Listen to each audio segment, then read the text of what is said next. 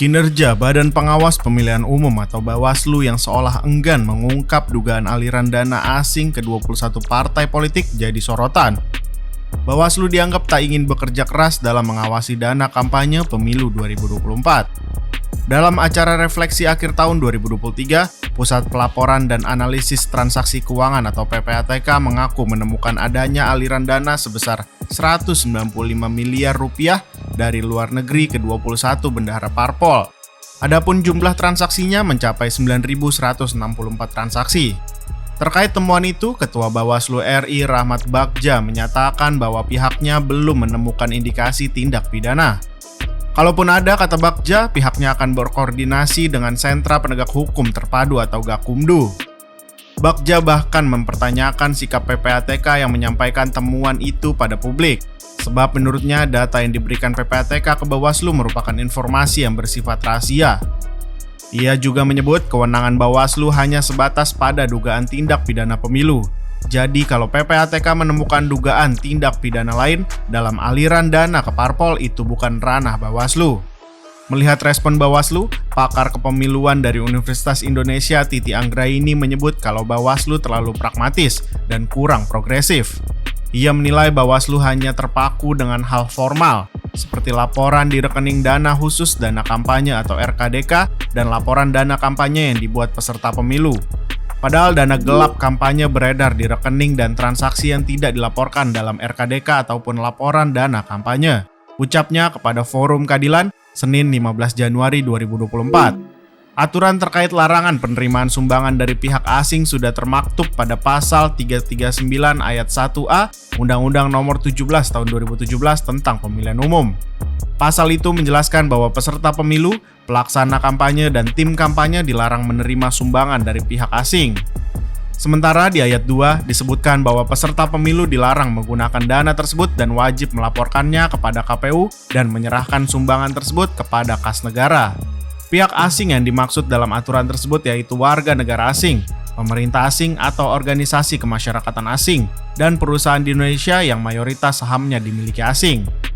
Titi menerangkan terdapat sanksi pidana bagi peserta pemilu yang melanggar ketentuan tersebut dan tercantum pada pasal 528 Undang-Undang Nomor 7 Tahun 2017. Peserta pemilu yang melanggar dapat dipidana dengan pidana penjara paling lama 4 tahun dan denda sebanyak 3 kali dari jumlah sumbangan yang diterima tuturnya. Selain itu, ucap Titi, terdapat juga larangan bagi partai politik untuk menerima ataupun memberikan sumbangan kepada pihak asing dalam bentuk apapun.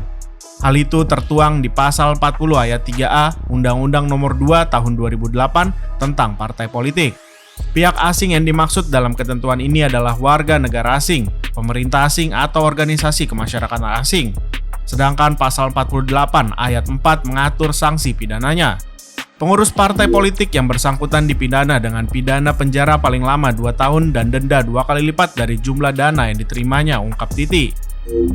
Titi menyebut pengawasan dan pemeriksaan atas dugaan pelanggaran dana kampanye membutuhkan komitmen dan konsistensi Bawaslu. Apalagi PPATK telah berani dalam membuka laporan transaksi mencurigakan yang berkaitan dengan dana politik. Bawaslu, kata dia, harusnya dapat menyusun strategi dan mengawasi kegiatan kampanye para peserta pemilu. Hal itu bisa dilakukan dengan menghitung jumlah biaya yang dikeluarkan, lalu dibandingkan dengan laporan dana kampanye yang telah disusun.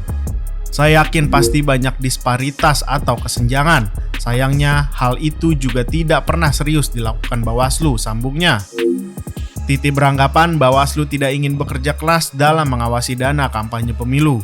Di sisi lain, ia juga melihat bahwa sistem pengaturan dan pengawasan dana kampanye didesain untuk tidak bisa mewujudkan akuntabilitas.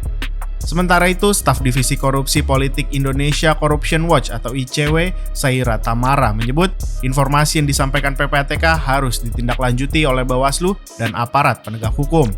Ia menegaskan setiap proses penelusuran informasi itu harus dilakukan secara terbuka. Ketika Bawaslu melakukan rangkaian proses klarifikasi, hal itu harus disampaikan ke publik. Tidak bisa hanya sekedar informasi berupa hasilnya saja. Ucap Saira diskusi daring Selasa 16 Januari. Menurut Saira, Bawaslu harus cepat menindaklanjuti temuan PPATK. Apalagi, kata dia, hari pencoblosan sudah tinggal menghitung jari. Dalam segi waktu, kita sepakat bahwa proses untuk melakukan konfirmasi dan penelusuran memerlukan waktu. Tentunya ini harus dilakukan secara cepat supaya penerapan sanksinya bisa dilakukan dengan sesuai terangnya. Sebelumnya, Koordinator Bidang Hukum dan Advokasi Jaringan Pendidikan Pemilih untuk Rakyat atau JPPR, Romi Maulana juga menyebut bahwa petunjuk PPATK harus dijadikan informasi awal oleh Bawaslu untuk ditindaklanjuti. Sebab temuan PPATK tersebut diduga mengandung unsur pelanggaran pemilu berkaitan dengan pelarangan partai politik dalam menerima pendanaan dari luar negeri.